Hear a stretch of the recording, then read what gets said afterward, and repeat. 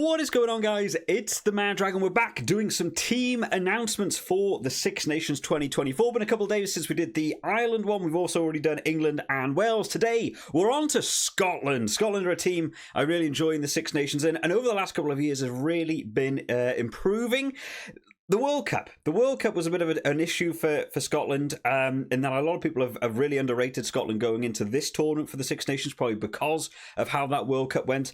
Scotland, for me, were just victims of the pool stage and the pool they happened to be in. I think most people agreed going into that tournament, Scotland were under, a massive pressure and a massive hill to climb. At the time, it was world number one's Ireland and current world champion South Africa, and South Africa went on to win it again.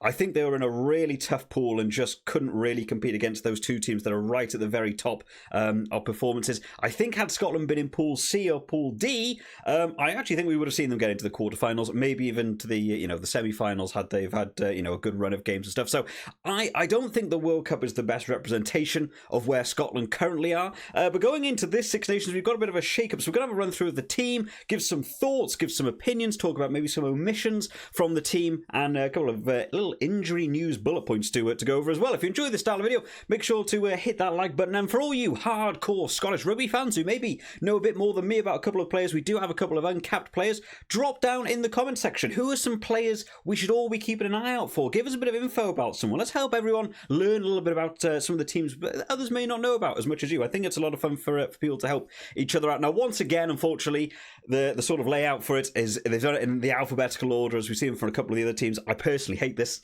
I would like it to be in position order, so I'm going to try my best to get everyone in the right position to talk about it. But you might see my eyes tracking up and down the list a little bit as we go. So let's start out. Let's start out with the hookers to start out with. So we've got Ashman, Matthews and Turner coming in as our hookers, and one lad that I'm really looking out for now is going to be Johnny Matthews, because I've been seeing some of the work he's been doing over at Glasgow Warriors. He already has one cap with Scotland. He's already capped, but I've been seeing some highlight reels from what that lad is doing at the back of mauls, and it seems like the Scottish clubs have really upped their maul game recently. Now, their first game's against Wales. Before this tournament started off, Wales have gone into that game as favourites on the betting sites, because I had a look at it. Over the course of the last week or so, with team announcements going on, Zammit going away to NFL, George North picked up an injury in the last couple of days as well.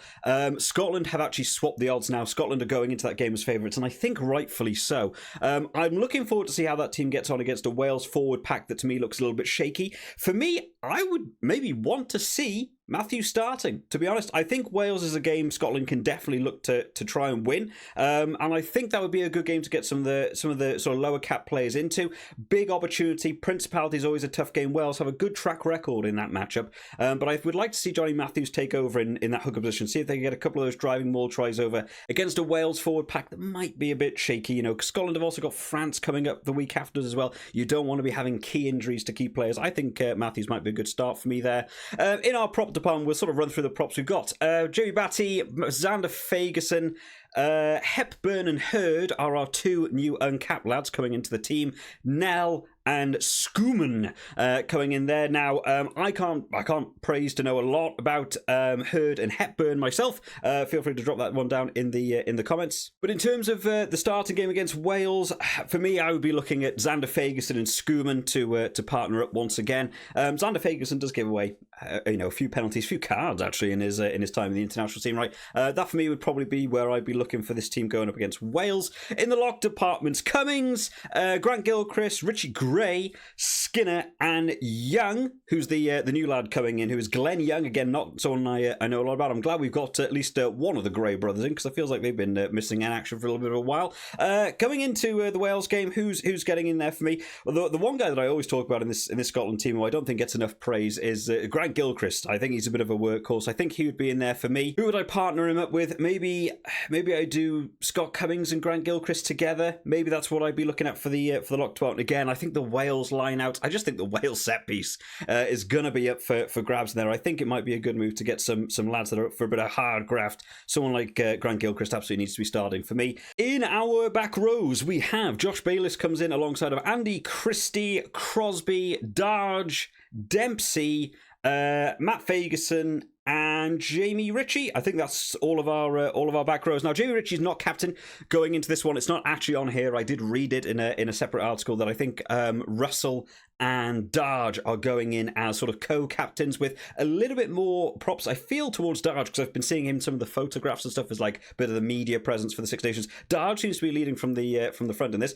which is nice to be seeing, because I really rate Darge highly. I don't think we've got to see enough of him over the last couple of years. I want to see him in this Scotland team more. Nice to see that he's going to be leading the team out. One noticeable name missing from this list, maybe. Hamish Watson. Not in the squad. I did go and have a quick look just to make sure there was no injuries and stuff. I believe he had an injury back in November, but I did see that he was playing for Edinburgh on the weekend, or he's named on the team sheet anyway. He didn't catch the game, so I assume he played in that, but it might be the fact that he's coming off the back of that injury. A little bit worried about his performance or not having enough game time, so maybe that's why he's been left off, but it's a big name still to be missed in that back row. In the backs then, in the scrum half, we have Horn, Price and White. Ali Price still going, even though I know I've heard from a lot of you guys that are Scotland supporters, a little bit shaky on Ali Price, not too sure if you want him in there. Ben White for me is my sort of guy that I want to be seeing starting that Wales game. I imagine we might be seeing Ali Price, but I would really like to see Ben White get a bit more game time.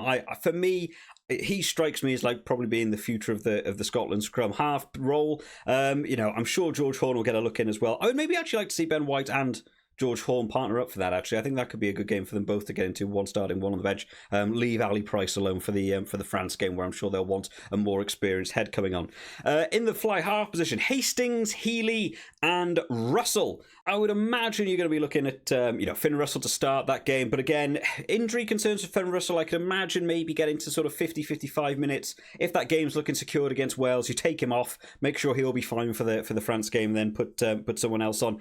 Hastings as well, I think, can cover some other positions if you really needed him to. I might like to see Healy on the bench actually for that one, and just give him a little bit of game time in that second half. Make sure that Russell is fine. In our centre partnerships then across the board, we have Hutchinson, Jones, McDowell, Redpath and Tui Pelotu. Now for me, I'm still going to be sticking with the Huey Pelotu combo that I think worked really well last year of Hugh Jones and Tui Pelotu, but I've actually been seeing that a lot of like Tui Pelotu likes to be at like 13 as well, whereas in Scotland jerseys they tend to put him in the 12 shirt. No Chris Harris. I haven't actually looked up anything about Chris Harris, but not mentioned in the team at all. But I know a lot of people are also looking out for Cam Redpath as well, to actually have a bit of decent game time. It feels like he's never been able to really cement himself in this Scotland team. Always seems to have a little injury here or there. I've never really got to see him for a full length solid chunk of time in that Scotland jersey, so he could be a good one to see as well. And then finally in our back threes, we have Reed, who's one of the new uncapped lads coming in, Rowe, Stain, Duan van der Merwe, Kinghorn and Patterson. I think Darcy Graham's also there as well. Yes, Darcy Graham is there. However, in the last couple of days, Darcy Graham has also picked up an injury as well to his quad. So it's believed at the minute that he will probably miss the Wales and France fixtures, but still named in the squad as well. You've still got Kinghorn in there, who can also move to 10 if you need him to. So you've sort of got coverage for 4 fly halves. I'm sure Scotland would be very, very worried if they lost all of their fly halves to the point that, Kinghorn is your only option. But with Darcy Graham out, for me, I feel like you've got to go for Duan van der Merwe and Kyle Stain, right? We got to see that across the Six Nations last year. I think that's a partnership that'll work well together on the wings. And then probably in that fullback should I be looking at Kinghorn. I think he's done well at fullback, to be fair, since we got to see, Stuart Hogg stepping down. No Ollie Smith. So I've had a quick look up at that. Apparently he's picked up an injury as well. His knee is gone, so he won't be in this team. And Yavin Sebastian as well, not in that forward pack as well, because he's picked up an injury to his knee as well, I think. So a couple of injuries for Scotland along the way. I still think they've got a good team to be able to take into the Six Nations, though. At the end of this World Cup, they're one of the few teams going into the Six Nations that haven't had too many setbacks in terms of players not being available or pulling themselves out, or players retiring.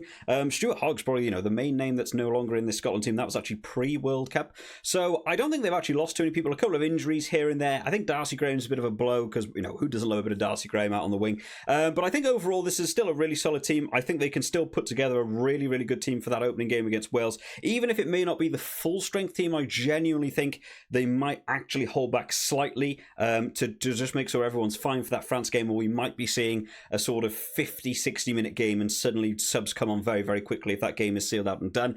I'm expecting Scotland to do well. I still think the odds on at the minute for Scotland to win by something like 2 points against Wales. Last year, Scotland had a superb performance against Wales, and the Wales team this year to me is looking a little bit weaker on paper. So I wouldn't be surprised if Scotland came out firing for that first game, but injury concerns, could be a big deal when it comes around to France.